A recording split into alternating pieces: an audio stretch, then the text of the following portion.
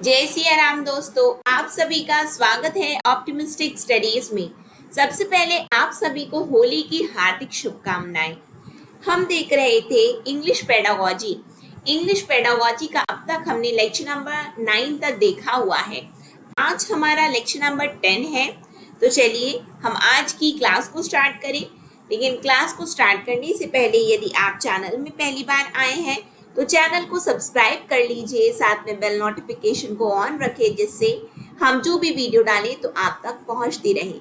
Session यदि आपको अच्छा लगे तो लाइक ज़रूर करिएगा, ज़्यादा से ज़्यादा लोगों तक शेयर करिएगा जिससे ज़्यादा से ज़्यादा लोगों तक ये वीडियो पहुंच सके और वो भी इसका लाभ ले सके। चलिए हम आज की क्लास को अपनी स्टार्ट करें। जैसा कि मैंने आप लोगों को बताया था कि हमारे ऑप्टिमिस्टिक स्टडीज़ मोबाइल ऐप में होली डिस्काउंट ऑफर चल रहा है।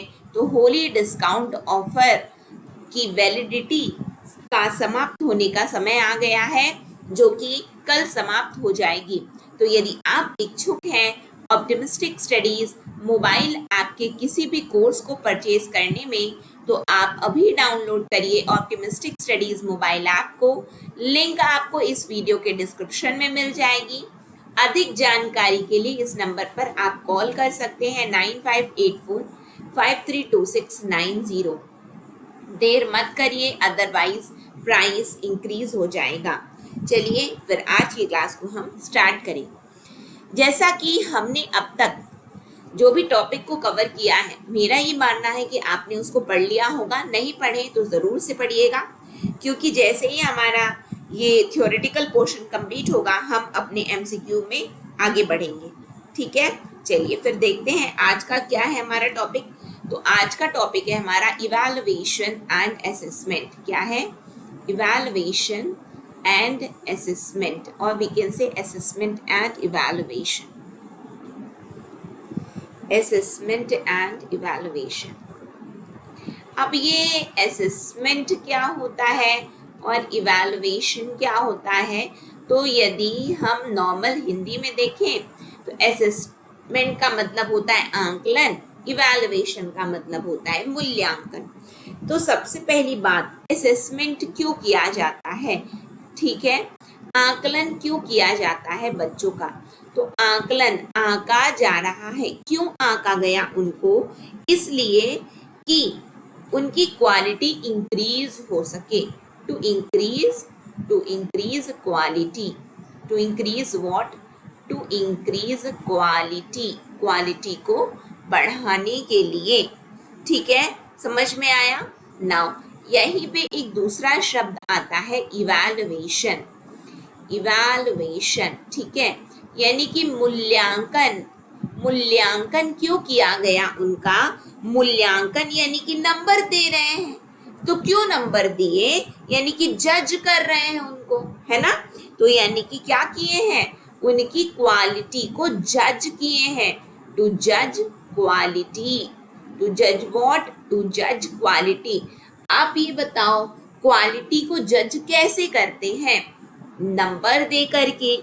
यानी कि जो हमारा एंड में जो एग्जाम ये सब होता है, ये सब क्या होता है? ये मूल्यांकन के अंतर्गत आता है। असेसमेंट को बोलते हैं कि क्वालिटी को इंक्रीज कर रहे हैं। क्वालिटी को इंक्रीज कैसे कर रहे हैं? बीच बीच में हमसे कुछ पूछ लिया गया, जैसे कि क्लास में आज जो भी पढ़ाया गया, फिर लास्ट में मैम या सर बोले खड़े हो जाओ, आज की क्लास में हमने क्या पढ़ा है बताओ। ठीक है, फिर उसके बाद हमको होमवर्क दे दिए। अब हम होमवर्क नहीं, हम यानी कि मैथ्स के कुछ प्रश्न दिए, हम बना करके गए, कुछ गलत है वहां पे सुधार रहे हैं हम। मतलब कि समझ में आ रहा है? यानी कि शॉर्ट क्वेश्चन, मतलब कि वन वर्ड, ये सब जो पूछ लिया गया बीच बीच में, ये सब क्वालिटी को हमारी इंक्रीज करना चाह रही है। लेकिन जब वो मूल्यांकन हमारा करने को आते हैं तो वो हमको जज कर रहे होते हैं। नहीं नहीं, बिल्कुल सही, यानी कि एग्जाम ले लिए अपना और उसके बाद में क्या कर रहे हैं कि नंबर हमको दे रहे हैं, मूल्यांकन हमारा कर रहे हैं। ठीक है, अब जब असेसमेंट की बात आती है तो दो शब्द निकल करके आते हैं। एक होता है फॉर्मेटिव असेसमेंट। क्या आता है? फॉर्मेटिव असेसमेंट, और दूसरा होता है समेटिव असेसमेंट। ये फॉर्मेटिव और समेटिव क्या होता है उसको थोड़ा सा अपन देखते हैं। यदि हम फॉर्मेटिव की बात करें तो ये क्या किस चीज में मदद किया, ये मदद किया करता है लर्निंग एंड प्रैक्टिस में। पढ़ो और क्या करो, उसका अभ्यास करो, जैसे कि help students to learn and practice, to learn and practice formative है, टू लर्न एंड प्रैक्टिस। तो कैसे टू लर्न एंड प्रैक्टिस ना, तो कब कैसे, तो सबसे पहली बात आती है कि थ्रू आउट द कोर्स, कुछ भी चीज पढ़ाया गया तो कैसे, तो थ्रू आउट द कोर्स, जब कुछ पढ़ा रहे हैं तो टू लर्न एंड प्रैक्टिस, पढ़ो और अभ्यास करो, पढ़ो और अभ्यास करो। कब, जब कोर्स चल रहा है तब।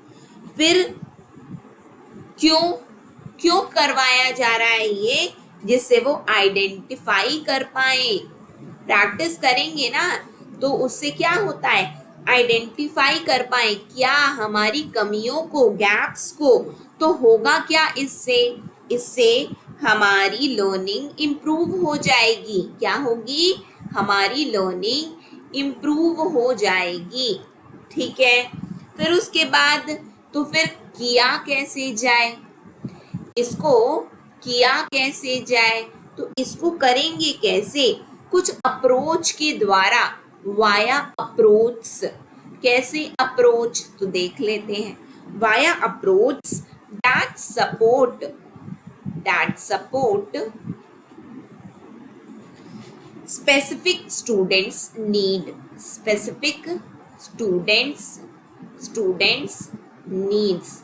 पहले लिख दूं फिर आपको एक्सप्लेन कर रही हूँ। अब ये चीज ये मैंने लिख दिया ना, अभी मैंने एक्सप्लेन नहीं किया पूरी तरीके से। अब इसको भी मैं पहले लिख दूं और उसके बाद फिर मैं दोनों को एक साथ एक्सप्लेन करूं। समेटिव की बात करेंगे तो ये क्या करता है, स्टूडेंट की परफॉर्मेंस को असेस करता है। क्या करता है, स्टूडेंट की परफॉर्मेंस को असेस करता है समेटिव, असेस स्टूडेंट परफॉर्मेंस।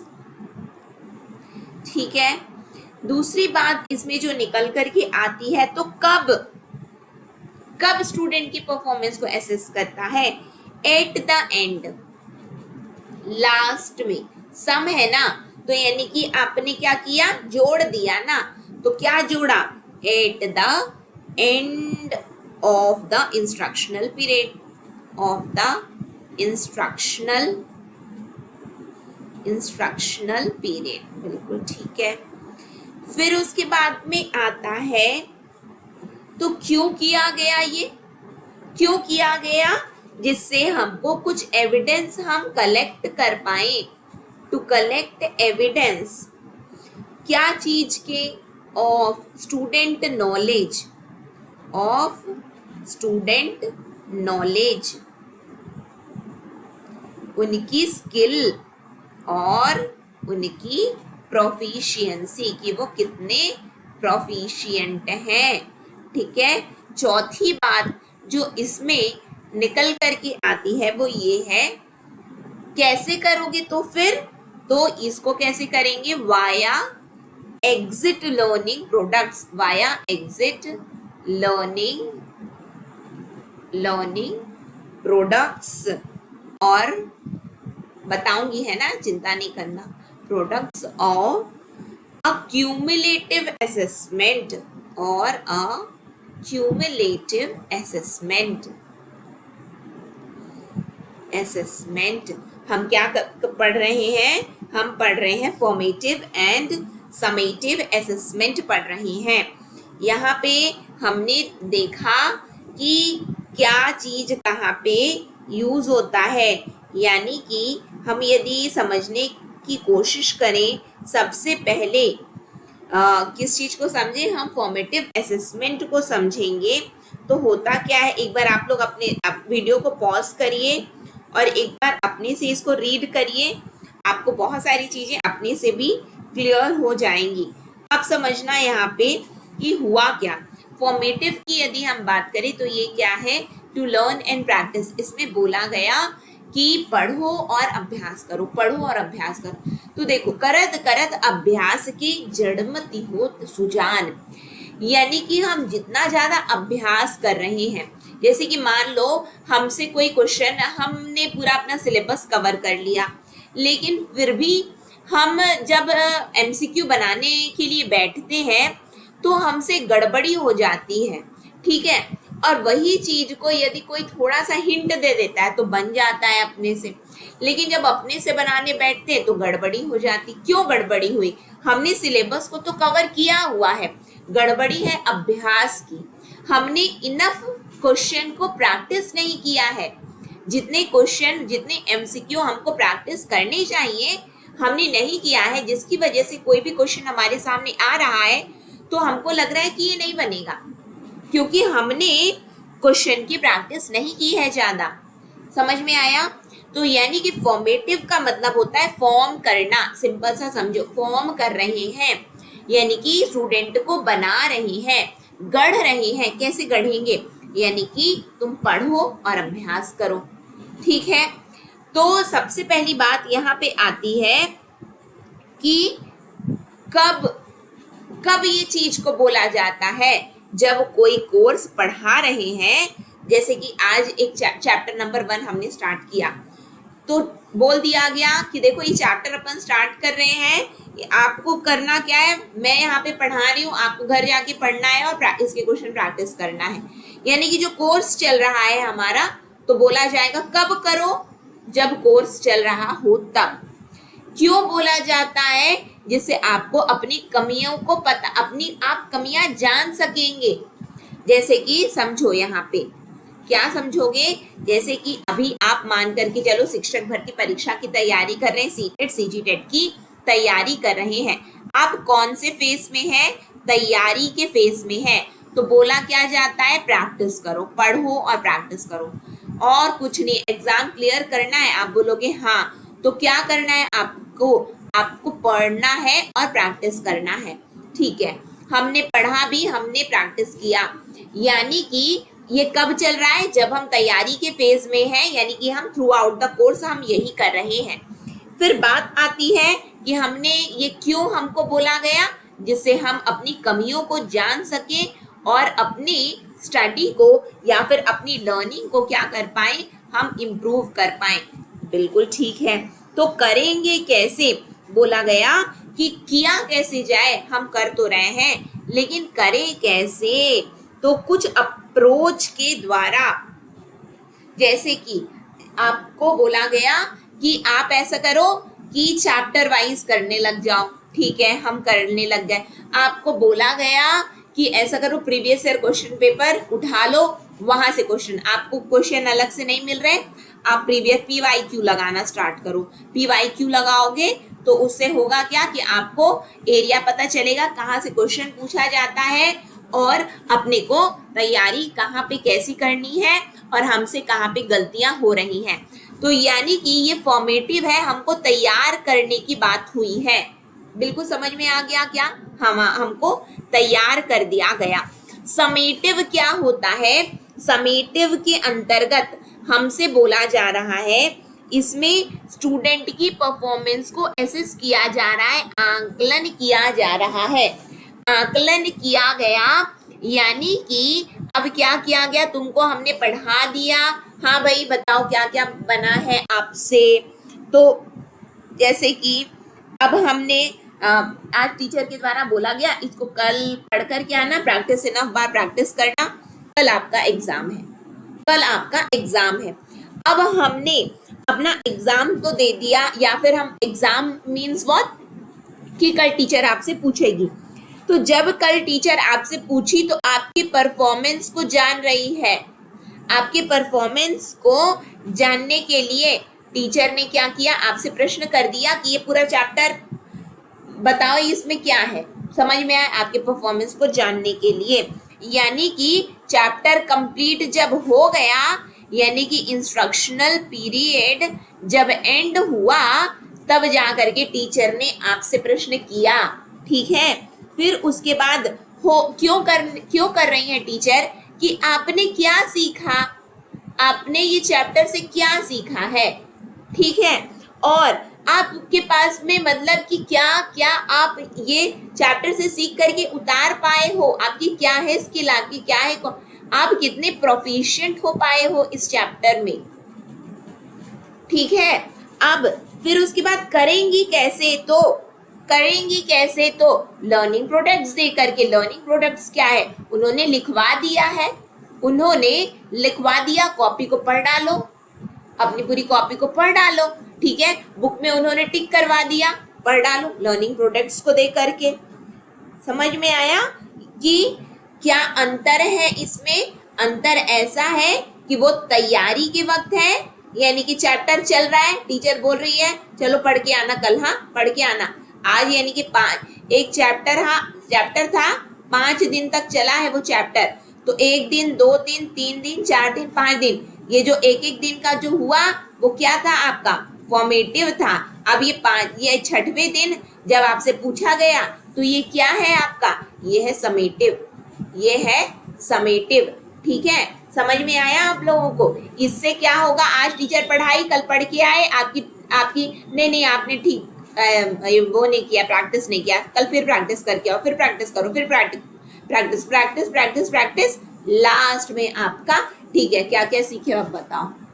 ये क्या है, असेसमेंट के अंदर आए हैं, ये आपका एनुअल एग्जाम नहीं हुआ, एनुअल एग्जाम के अंतर्गत तो आपका इवैल्यूएशन आ जाएगा, ये तो 1 हफ्ते में टीचर ने जाना समझा कि आपने क्या सीखा और जाना।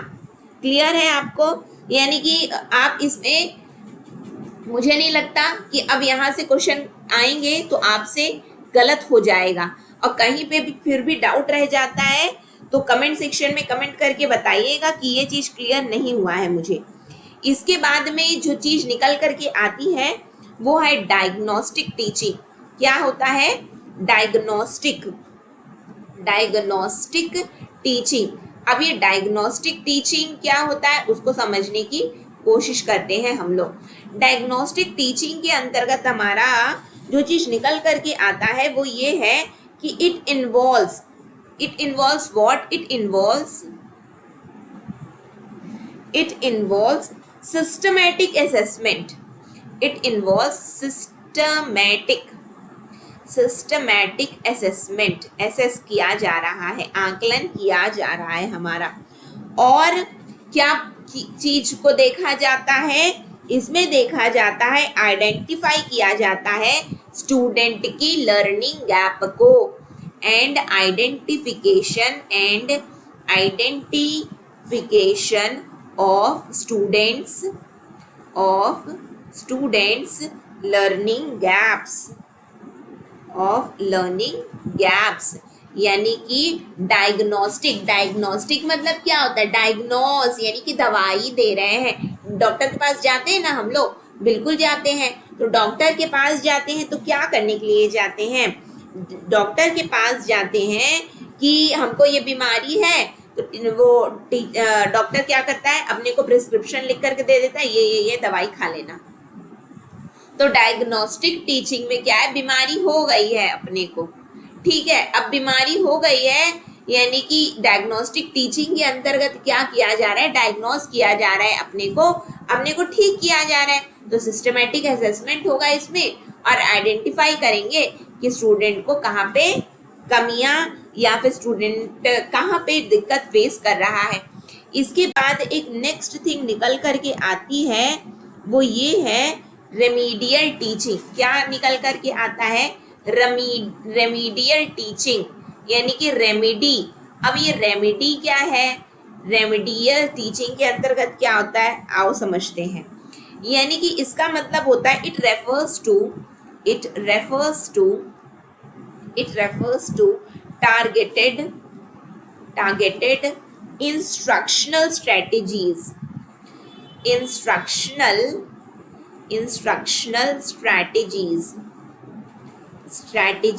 ठीक है, instructional strategies and interventions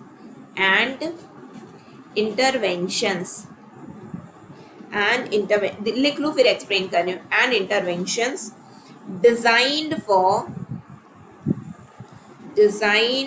students learning gaps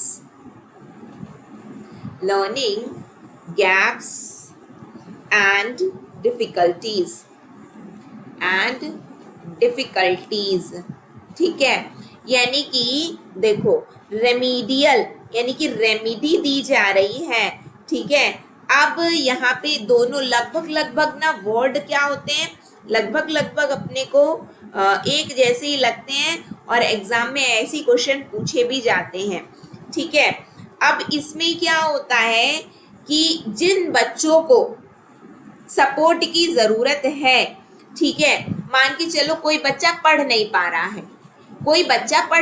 है, तो उनको क्या किया जाएगा, उनको बोला जाएगा कि ऐसा करो, पहले ना छोटे छोटे वर्ड को पढ़ने की कोशिश करो, जोड़ जोड़ के पढ़ो, ठीक है। फिर उसके बाद थोड़ा सा बड़ा यानी कि एक दो वर्ड का स्टेटमेंट पढ़ो, फिर बड़े स्टेटमेंट को पढ़ो, तो उससे क्या है कि आपकी हैबिट होगी कि आप पढ़ पाओगे, अदरवाइज आपको हमेशा दिक्कत ही आएगी। यानी कि रेमेडी दी जा रही है। रेमेडियल टीचिंग के अंतर्गत क्या जाता है कि जिनकी पुअर परफॉर्मेंस है किसी एरिया में, तो उनको बोला जाएगा, इंस्ट्रक्शनल स्ट्रैटेजी दी जाएगी टारगेटेड, कि मान के चलो किसी को मैथ्स में दिक्कत है, मैम मेरे से ना डिवीजन नहीं बनता, तो टीचर क्या बोलेगी, ऐसा करो कि पहले तुम मल्टीप्लिकेशन को यानी कि आप ना पहले टेबल को याद कर डालो, तो टेबल को जब आप याद कर लोगे ना, तो फिर उसके बाद जब हम लोग जब डिवीजन में जाएंगे तो आपको आसानी होगी। यानी कि टारगेटेड इंस्ट्रक्शनल स्ट्रैटेजी दी गई। क्यों दिया जाता है कि बच्चे का कहीं पे यदि पुअर परफॉर्मेंस है तो उसको क्या किया जाए, उनकी लर्निंग गैप्स को हम क्या कर सके, भर सके, और कहीं पे उनको दिक्कत परेशानी समस्या यदि बच्चों को आ रही है तो वो उनका हम लोग क्या कर सके, समाधान कर सके। ये होता है रेमीडियल टीचिंग। क्लियर है? तो यानी कि इसमें क्या होता है कि बच्चों की मदद की जाती है कि यदि उनकी कहीं पे सामान्य या फिर स्पेसिफिक है ना, यदि कहीं पे वीकनेस है तो वीकनेस को भरने के लिए, कमियां हैं तो उसको भरने के लिए रेमीडियल टीचिंग दी जाती है। यानी कि उनको जैसे कि कहीं पे उनको अटेंशन दे दिया जाएगा कि हाँ क्या कहाँ पे क्या ये चीज नहीं समझ, मान के चलो बच्चा क्लास में मतलब कि उसको दिक्कत ये हो रही है कि वो उसके में झिझक है, नहीं बोल पा रहा, तो ठीक है, टीचर बोले कि ऐसा करो, कोई भी दिक्कत रहे ना तो मेरे पास पर्सनल आ जाया करो, ठीक है। बच्चा जाने लग गया।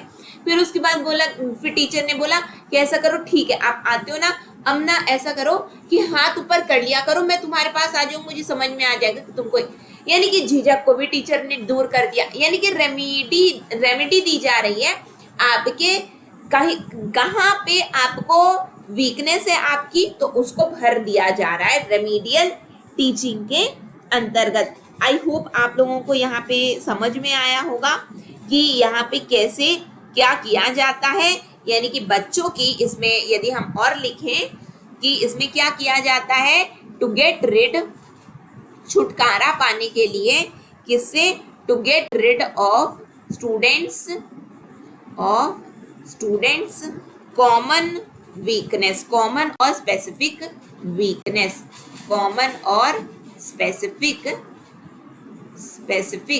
वीकनेसेस, ठीक है, या फिर वीकनेस। क्लियर है? समझ में आया? ये क्या है, रेमीडियल टीचिंग के अंतर्गत आता है। मान के चलो बच्चों को दिक्कत है, लर्निंग डिफिकल्टी है कि उनकी पुअर मेमोरी है, याद ही नहीं हो रहा है, तो टीचर वहां पे भी सहयोग करेंगी, नहीं कोई दिक्कत नहीं है, याद नहीं होता ना, तो अपन लोग ना मतलब कि बहुत चीजों को ऐसा नहीं करेंगे कि बड़े बड़े चीजों को याद करने की कोशिश करेंगे, नहीं, अभी तुरंत याद किए हैं अपन, उसको लिख लेंगे, तो लिख लेंगे तो याद ये रहेगा कि हाँ हमने ये चीज को लिखा था। तो टीचर क्या कर रही है, वहां पे हर प्रकार से मदद कर रही है हमारी। यानी कि इसमें क्या किया जाता है कि कहीं पे भी बच्चों को दिक्कत परेशानी समस्या आ रही है तो वहां पे टीचर मदद करने की कोशिश करती हैं। क्लियर आया? आई होप क्लियर हुआ होगा।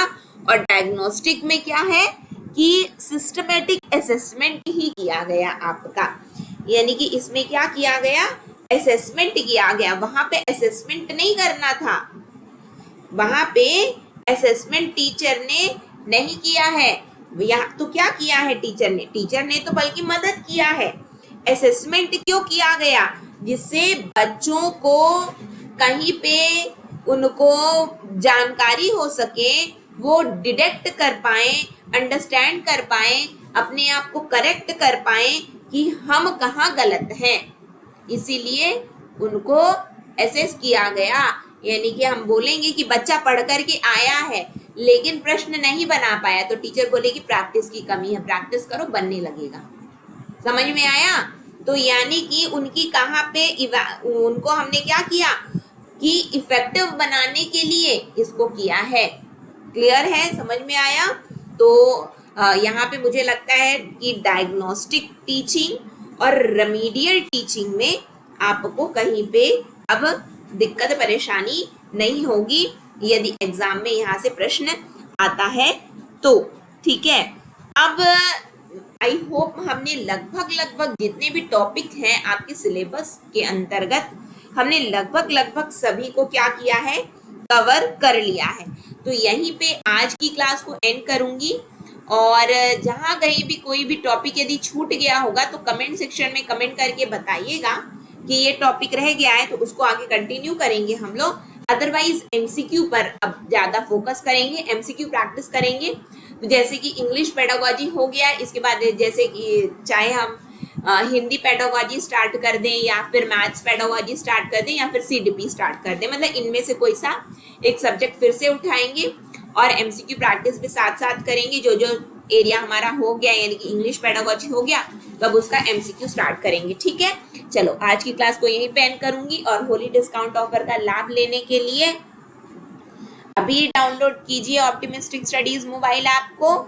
और आप लोगों को कहीं पे भी दिक्कत परेशानी आए, कहाँ से कैसे हम डिस्काउंट ऑफर का लाभ लें, तो ये नंबर पर आप संपर्क कर लीजिएगा 9584532690 पर। ठीक है, चलो आज की क्लास को यहीं पे एंड करूंगी। अच्छे से होली मनाइए, सेफ होली मनाइए, अपने परिवार के साथ रहिए, और फिर आज की क्लास को यहीं पे एंड करेंगे। नेक्स्ट सेशन में मिलेंगे आप सभी को। जय Siya Ram, optimistic learning, thank you for the session. जय हिंद, जय भारत, जय छत्तीसगढ़।